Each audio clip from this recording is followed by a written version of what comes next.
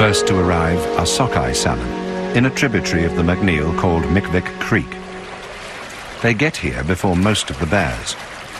At first, the welcoming committee consists of a single young bald eagle, but the others will be here soon as the tide floats the salmon upstream to their spawning grounds.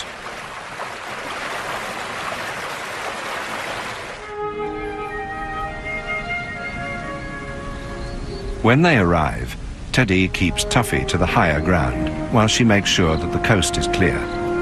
She knows that the big males will also be converging on the creek.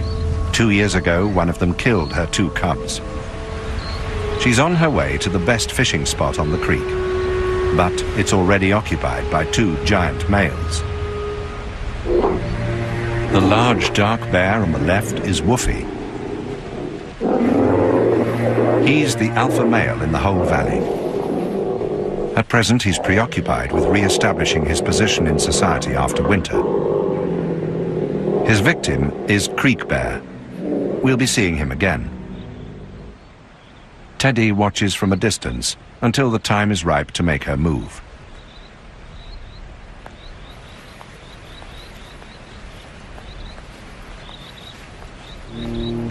Woofy swaggers away, using what's known as the cowboy walk, emphasizing his bulk and strength. Teddy can now go down to the water in search of her first fish of the season. The salmon are held up on their runs by falls and rapids in the river, and these are the best places to catch them. As her mother goes down to the falls, Tuffy stays timidly up on the bank, where she can make a run for it if another bear suddenly turns up.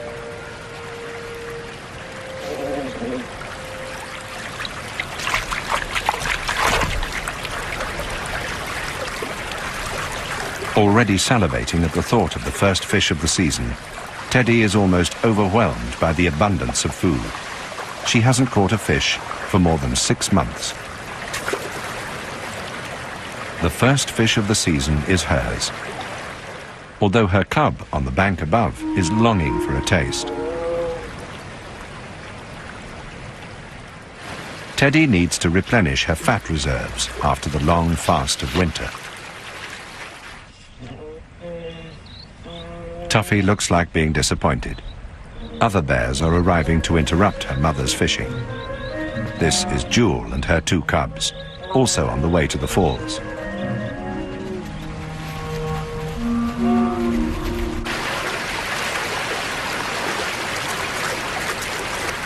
Teddy seems unperturbed, bringing the second fish up the slope to Tuffy, hurrying so that she can go back for another for herself. She's noticed that Jewel is there, and she wants to get back to the water before Jewel takes her place.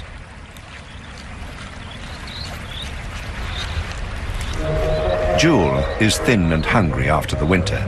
She's desperate to fish. But first, she must make sure that her exuberant cubs are in the right place where she can see them, and that could take some time. It's not long since she was a cub herself, and she enjoys the rough and tumble.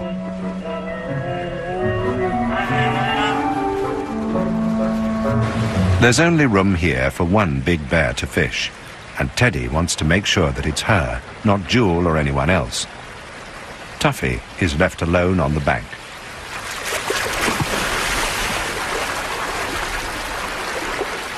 But as Teddy enjoys herself in the clear pool, her cub's gloom increases. Jewel and her family are coming nearer. But Tuffy is her mother's daughter, an alpha female in the making. She's not about to back down. One reason for Teddy's lack of concern is that Jewel is very young and well aware of Teddy's high status. She can be fairly confident that the younger bear won't harm Tuffy.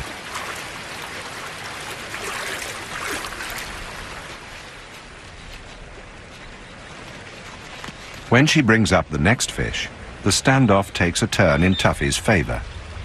Jewel recognizes Teddy, and she knows that she will not hesitate to attack if she and her family get too close.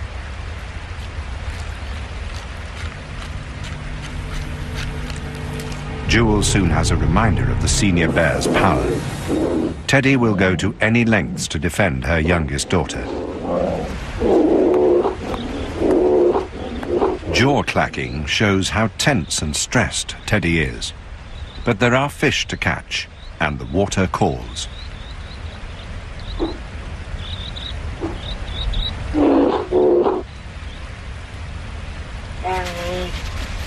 Jewel and her cubs advance once again.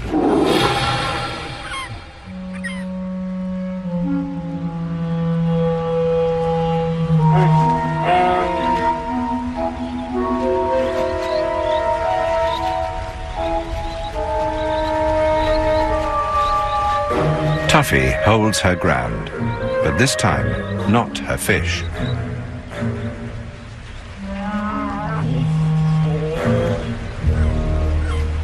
Male bears are big trouble for females with cubs. When Woofy appears over the horizon, Teddy goes quickly back to guard her cub.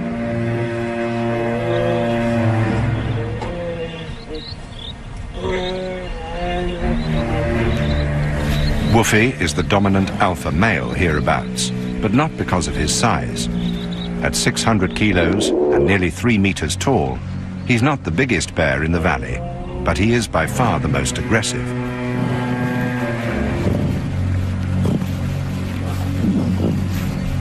Teddy prudently leads Tuffy away. Woofy finishes off Tuffy's fish, but that's not the main reason he's here today. It's the mating season, and he's on the lookout for receptive females. Those with cubs had better keep out of the way. Males sometimes kill and eat cubs. Woofy might be Tuffy's father, but that wouldn't stop him from making a meal of her if the opportunity arose.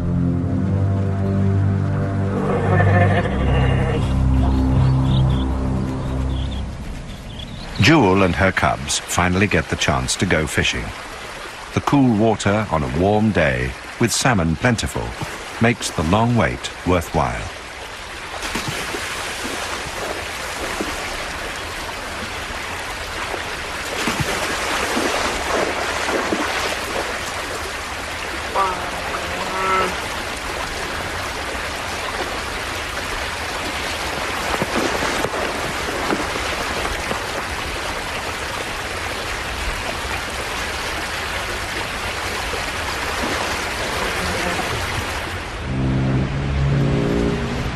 Another male, Larry, has arrived at the river in search of a mate.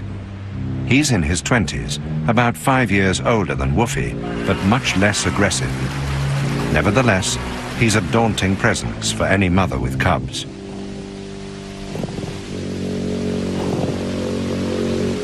When he arrives, Jewel and her cubs leave the pool.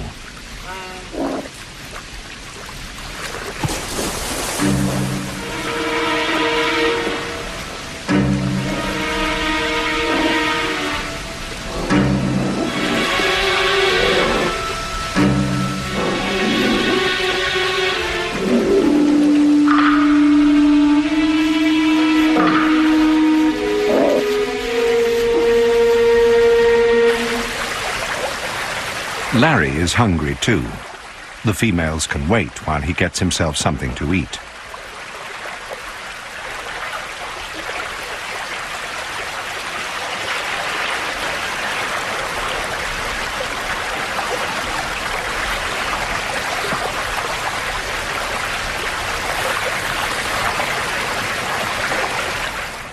Jewel takes her cubs to a safer place away from the forthcoming violence of the breeding season, while Larry feeds quietly in the stream.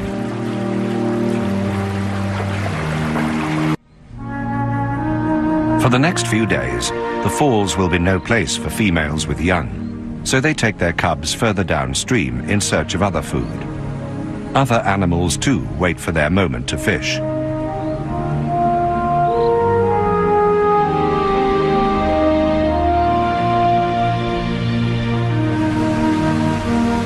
The mothers will keep to the higher ground, well above the banks of the creek, out of the way of marauding males.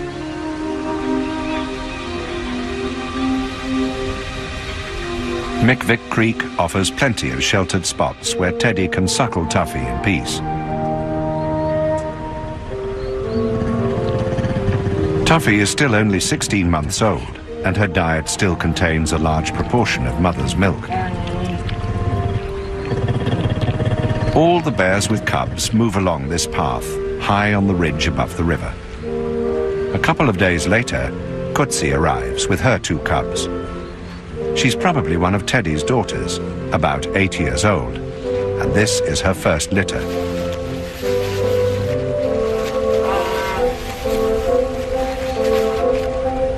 But Teddy and Tuffy are in the way, and the cliff stands between Kutsi and her cubs and the water. There's no easy way down while Tuffy and her mother block the route.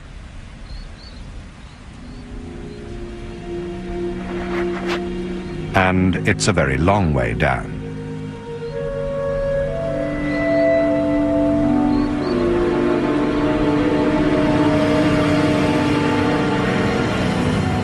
Kutsi and her family will have to run the gauntlet of Tuffy's possessiveness.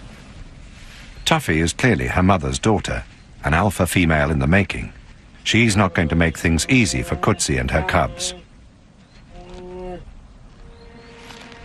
The first thing to do is to get Tuffy out of the way.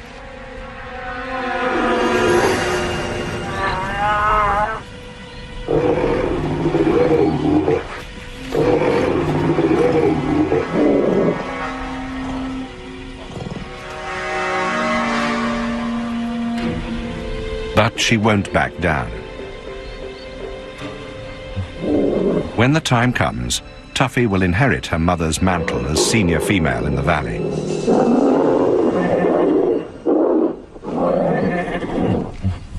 For now, she needs a little support from her mother to keep Kutsi and her cubs away.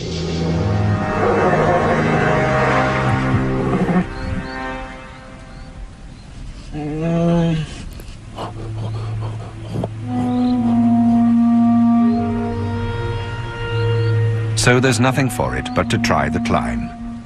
It's easy enough for Kutsi, but very dangerous for the cubs.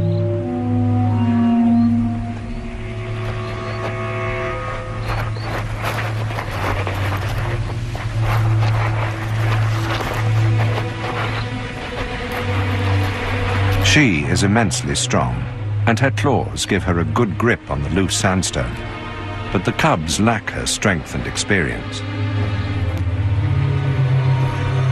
Cubs have died on this cliff in the past.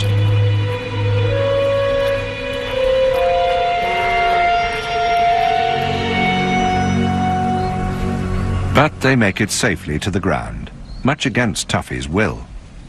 In her agitation, Tuffy nearly succeeds where the cliff failed, in maiming her cousins with an accidental bombardment.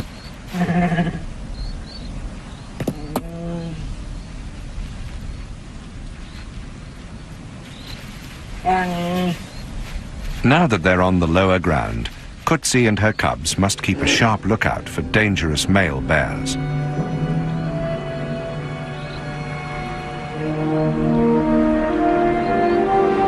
But the terrain is more open here, and they should be able to see them coming from some way away.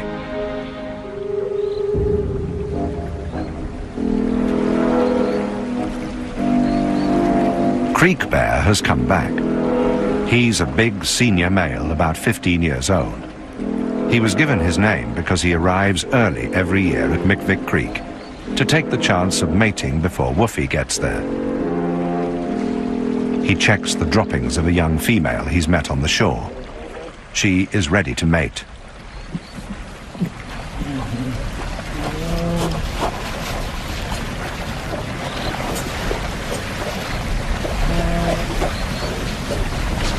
There are few preliminaries in grizzly bear courtship. The female is just as anxious as the male to start a new generation.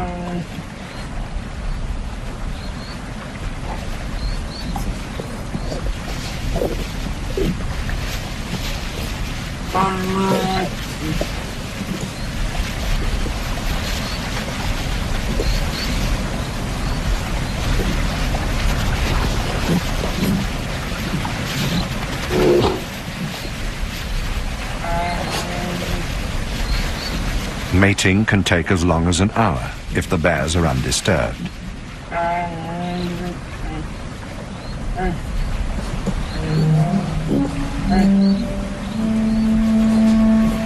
But another bear arrives on the scene, disrupting Creek Bear's plans.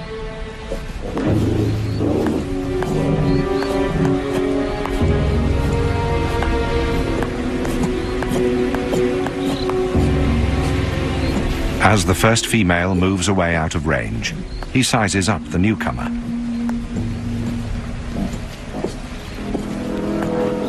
Rolling towards the challenge with the cowboy walk, he discovers that the intruder is another female, also ready to mate. Kutsi and her cubs move further away in case of trouble.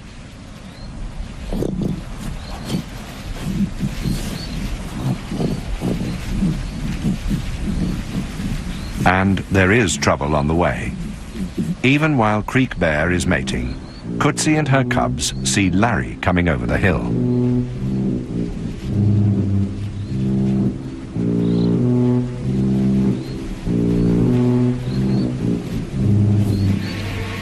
Once again, Creek Bear has been disturbed in the act of mating. He is none too pleased.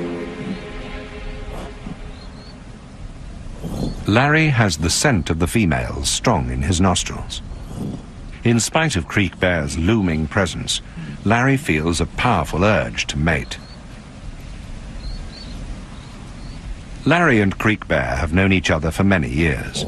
Theirs is an ongoing rivalry. Even though Creek Bear is younger and stronger, as well as bigger than him, Larry is not backing down now.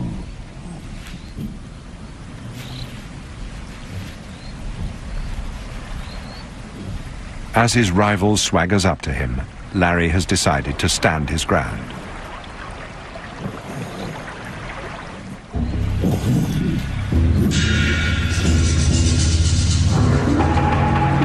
Neither bear really wants to fight. The risks of injury are too great. But one of them has to end up boss bear, and Larry's mating urge is too strong to let him retreat. The fight, when it comes, is very short, just long enough to remind Larry how strong Creek Bear is.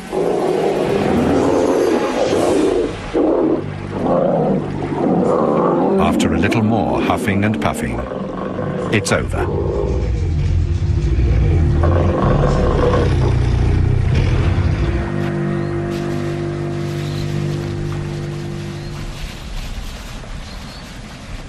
As the audience moves away, Creek Bear goes back to follow the females.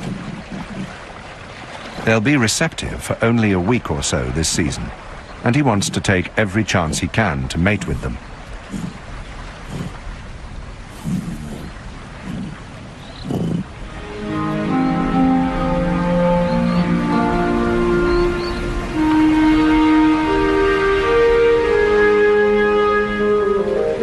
Meanwhile, Kutsi leads her cubs to the grass flats, where she will introduce them to a new source of food.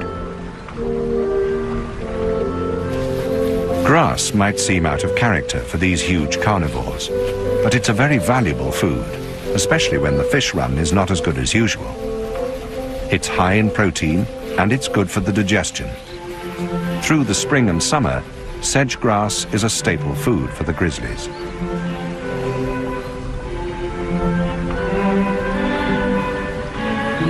The grass flats along the lower river provide a plentiful supply.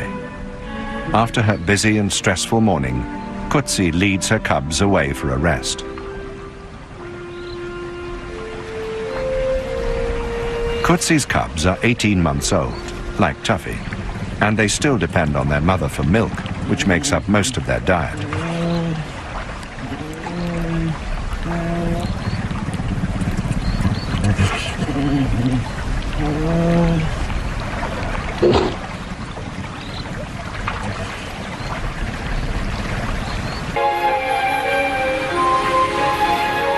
By now, it's early July, time for the most important event of the year at McNeil River.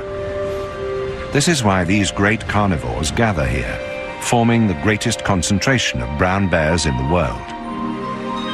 The snow has melted from the mountains, watering wind-swept meadows of grasses and flowers, all in full bloom.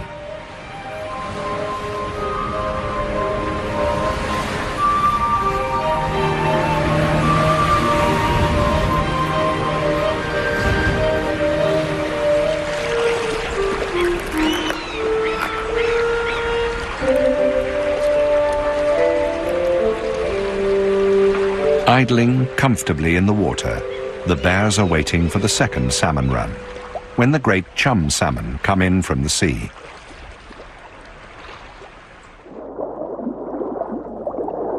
Chum salmon usually arrive in huge shoals numbered in tens of thousands. This year, for some reason, the run is late and slow to start, but there are still fish to be caught. Salmon are the reason that the brown bears here are among the biggest in the world. They supply not only protein to allow the bears to grow to a huge size, but also abundant fat to build up their reserves for the winter.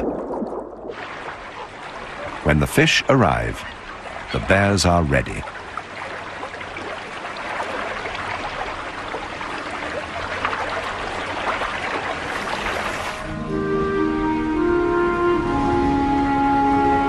Among them are Teddy and Tuffy. Teddy leads her daughter down from the safety of the cliff top to a very dangerous place for a mother bear with a cub, a place where more than 100 other bears will gather, the falls on the McNeil River.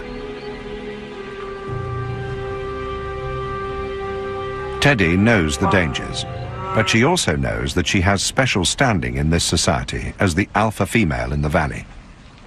With luck, her reputation for aggression will protect Tuffy from the worst excesses of the violence that is about to begin.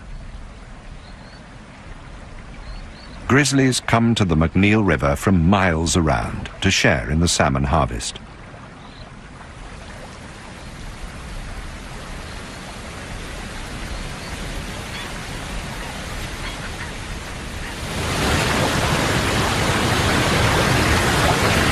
The river is a mainstay in their lives. Swollen with meltwater, it provides a highway for the salmon and thus a larder for the bears. Early in the season, big males dominate the scene.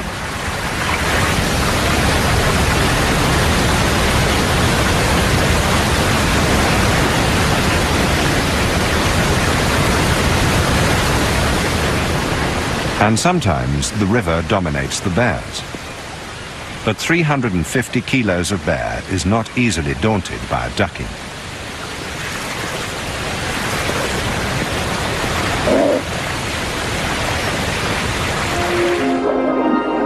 For the chum salmon, this is the climax of their life. After they've spawned, they will die. Resting behind rocks from the strength of the main current, they emerge to force their way upstream, powering their way up the falls, driven by an ancient instinct to the spawning grounds. The bears have only to wait for them. The best fishing spots are held by the biggest and most aggressive males. Sterling is the biggest bear on the whole river, holding a good place by virtue of his sheer size. Woofy is not so big, but what he lacks in bulk he makes up for in ferocity. He rarely catches his own fish. He relies on the power of his personality to supply him with food. In other words, he's a professional, full-time thief, benefiting from the efforts of others.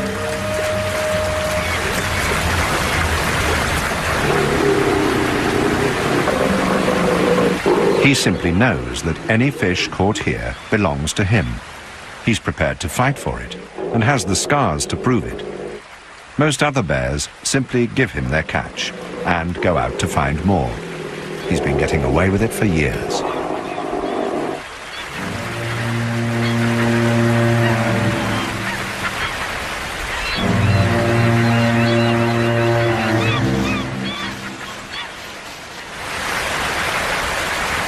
Although the salmon run is not good, there are some fish to be caught, for bears who can hold their own in the fight for ownership of the best fishing sites. For those bears forced to dive in open water, the pickings are not quite so good.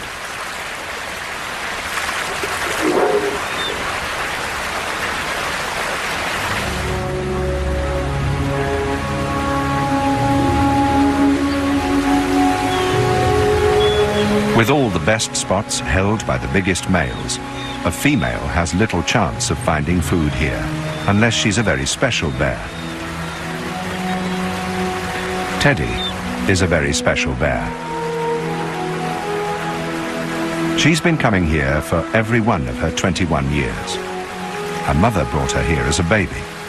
She knows the place well, and she knows how to look after herself. With so many hungry male bears about, it's a very dangerous place for a small cub. Teddy must find a balance between her hunger and the need to protect Tuffy from danger. Where the big males are fighting over the fish, she will keep well away.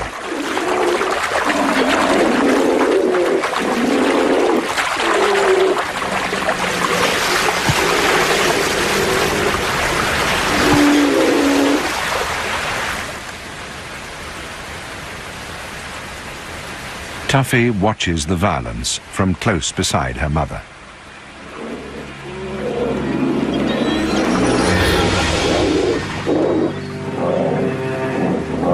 Sterling, the giant, is once more robbed by Woofy. Scraps are breaking out all over the river.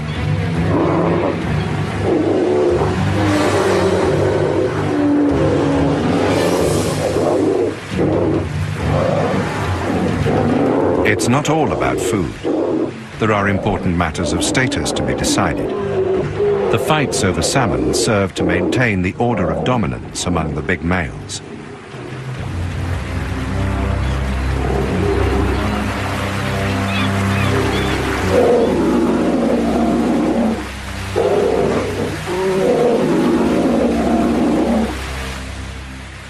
All this conflict may cause life-threatening injuries or crippling wounds.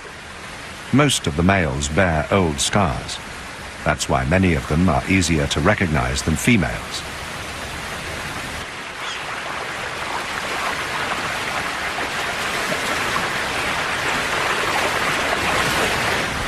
The safest course of action once a bear has caught a fish is to get out of the water and away to a secluded place where he can eat it alone.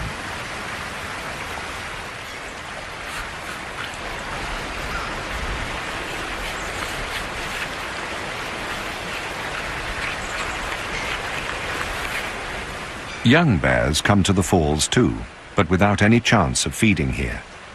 This is a third-year bear in its first summer alone in the world. This may well be Tuffy's position next year.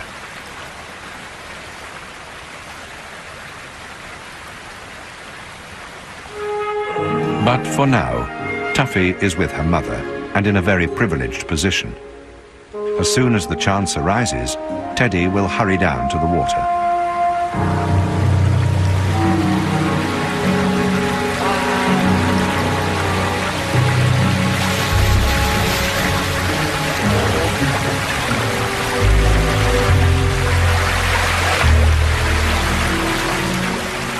This is one of the worst positions of the falls.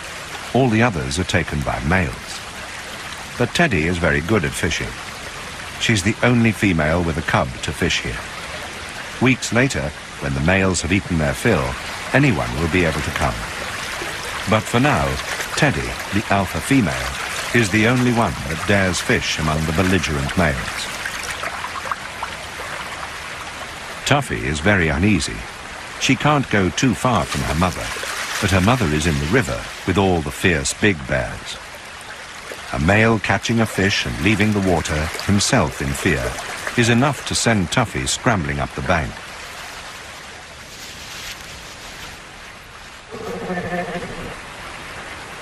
Teddy has to follow her and bring her back to where she can keep an eye on her and keep her out of harm's way.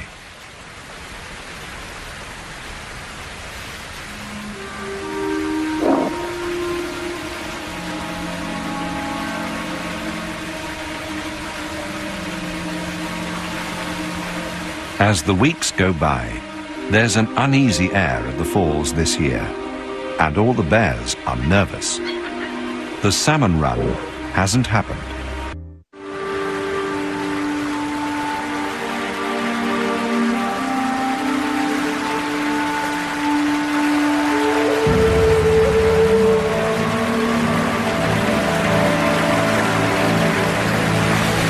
The fights are no longer over fish, but over places from which fish might be caught.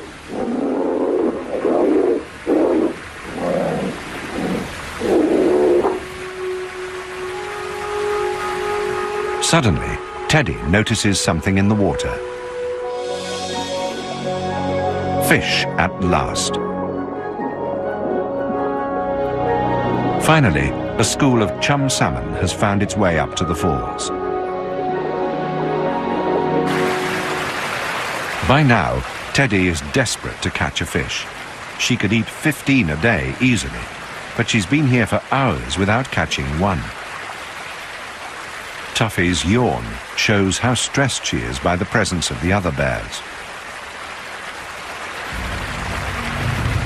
A 15-year-old male called White Claws is watching Teddy closely.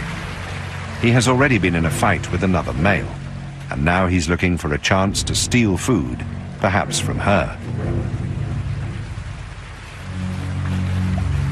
The claws that gave him his name are fearsome weapons, and the fresh wounds from the fight won't be helping his mood.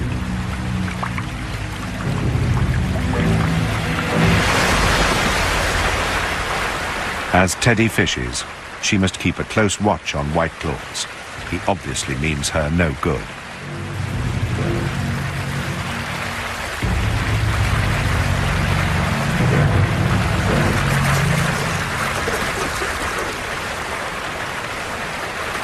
And now there's more trouble approaching.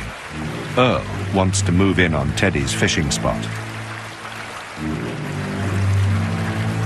He's an old male, and he's probably known her all her life. He should know she's the alpha female, but in case he's forgotten, she reminds him.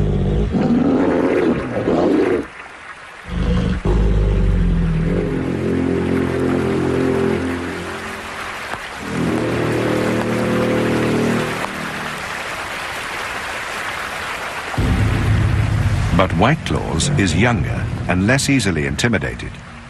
He's also much bigger than Teddy. When she finally catches a fish, he's ready to close in.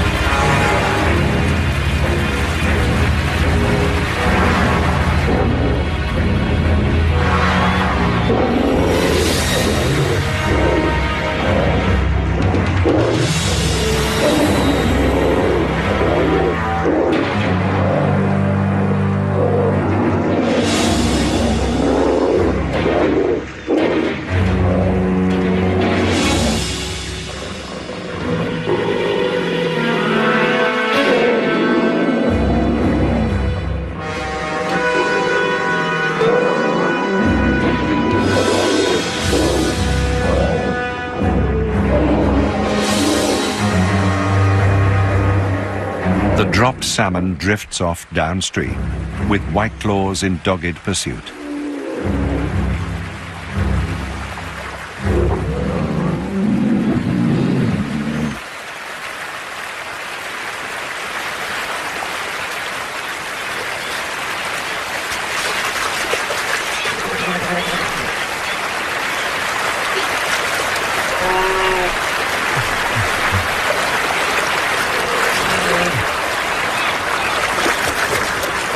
While White Claws is preoccupied, Teddy catches another fish. This time, she runs off up the hill with it, looking for Tuffy. But the cub can see what her mother can't. White Claws is on her tail. When Teddy sees him, she bolts the fish as the younger bear comes up the hill after her.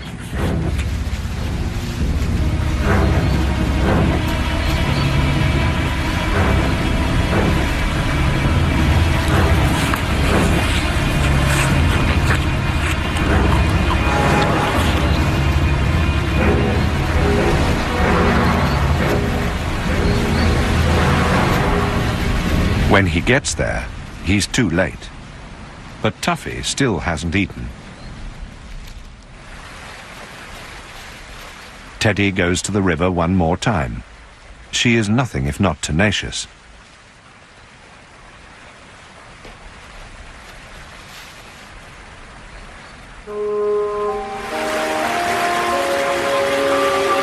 Tuffy is very hungry by now. She watches her mother closely. What she learns now will stand her in good stead in summers to come. This time next year, she will have to find her own food. Is this third time lucky? Perhaps Teddy will be able to share this fish with her hungry daughter without being disturbed.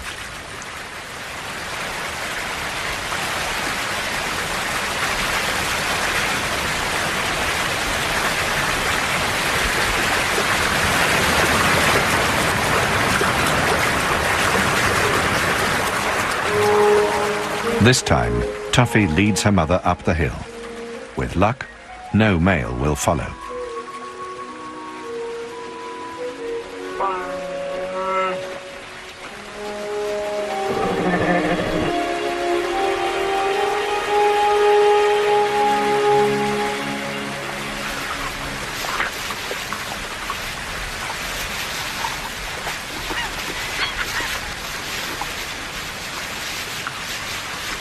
Normally, by this time of year, McNeil Falls is open to all comers, including mothers and their young.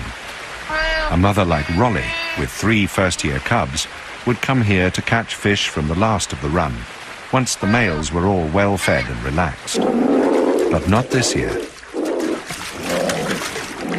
This year, the shortage of food has left the males hungry and argumentative right to the end. Rolly takes her cubs back downriver.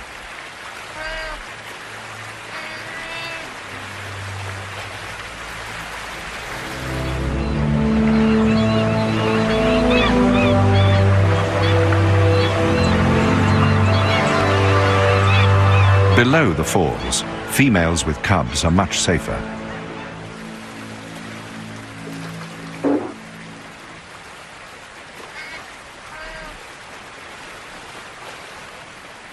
The food isn't so good, but there is plenty to be had. There are scraps of fish from kills higher up, and the exhausted chum salmon are spawning at the end of their life's journey.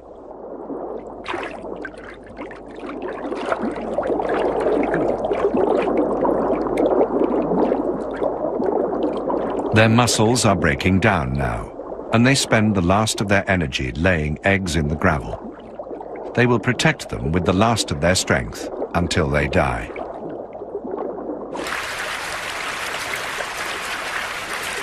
A second-year cub, the same age as Tuffy, chases the dying salmon. The fish now have only days to live, their life's work done.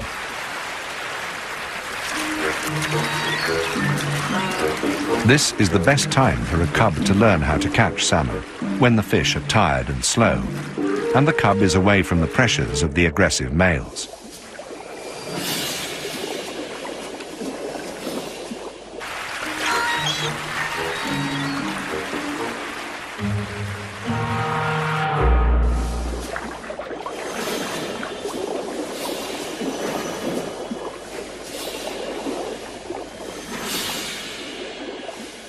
The cub has caught a salmon head. Not exactly a triumph of the fisherman's art, but a significant meal for a young bear. However, she still relies on her mother for most of her food. Her mother is called Mouse. Like Teddy, she's fished this river every year since she was born, about 17 years ago. Her cub watches intently as her mother picks up another meal for them to share.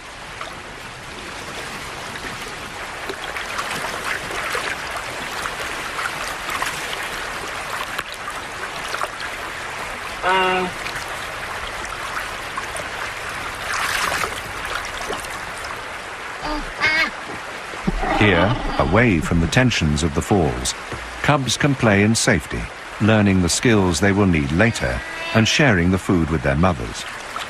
Rolly and her cubs are at ease here, feeding on the spawned-out salmon.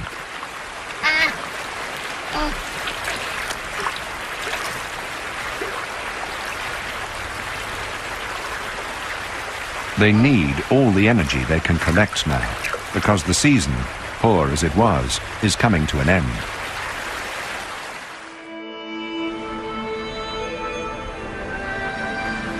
It's now late August, autumn on the Alaska Peninsula. The grass and flowers have gone to seed, and there's a chill in the air that speaks of the coming winter.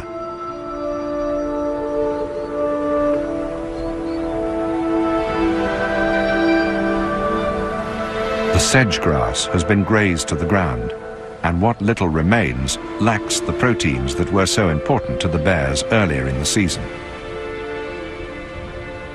Their droppings recycle the nutrients back into the ground for next year.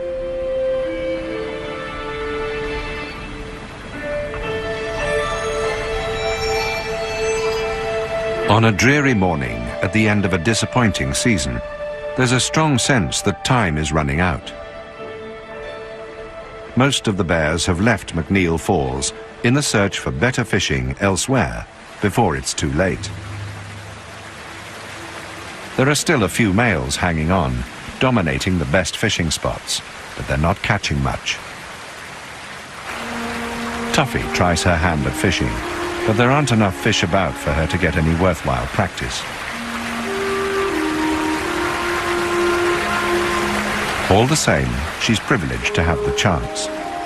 Teddy's presence on the bank keeps her cub safe among the big males who would otherwise attack her. All the same, it's difficult for the cub to concentrate, while male bears constantly keep up the pressure on her and her mother.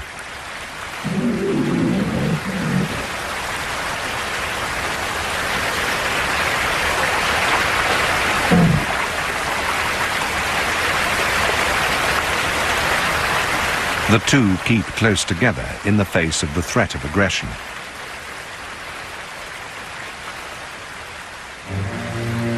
Woofy is still here, actually fishing for himself, now that there are few bears left to steal from. Larry has hung on too, to practice his own style of submarine fishing.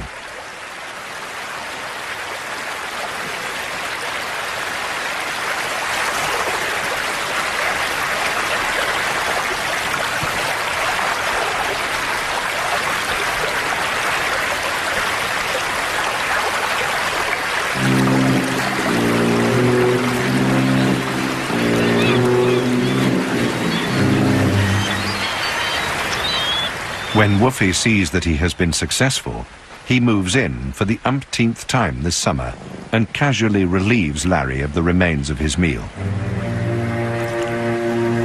In spite of his scars, Woofy is in very good condition. Being alpha male has its advantages when food is in short supply. But as the years go by, Woofy will inevitably begin to fail. Sooner rather than later, one of the other males will take over his position as alpha male.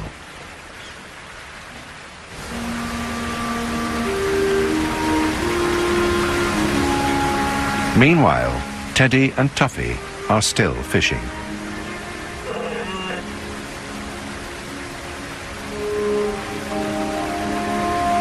Most of the males have left now, and their patience is rewarded by the chance to gather a little more food before the onset of winter.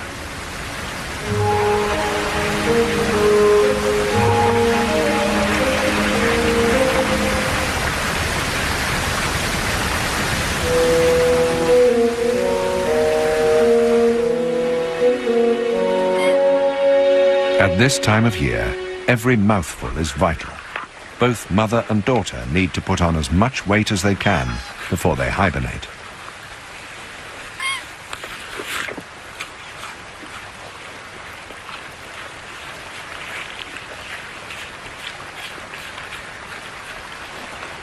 Where usually they would pick out the best morsels from a fish, now they eat the whole thing, fins and all.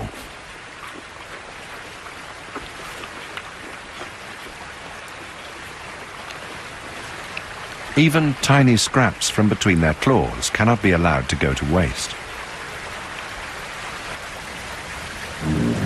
As it turns out, this will be their last meal at McNeil this season. Earl, the cantankerous old fish stealer, is still here. Although she beat him off earlier in the season, Teddy has no wish for any further confrontations. This time, he's content to clear up the place where the two of them were feeding. But Teddy knows that he won't go away. He'll be on hand when she catches her next fish, if there is a next one, and the pressure will be unrelenting.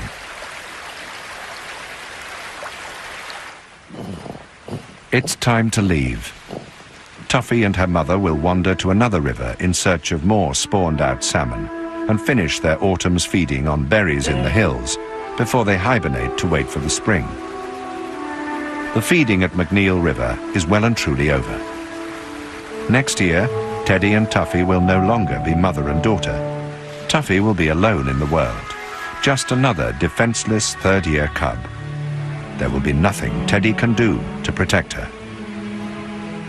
The McNeil River will look very different then. When they wake up, Tuffy's place in society will be very different. Without Teddy to defend her, the young bear will need all her toughness to survive.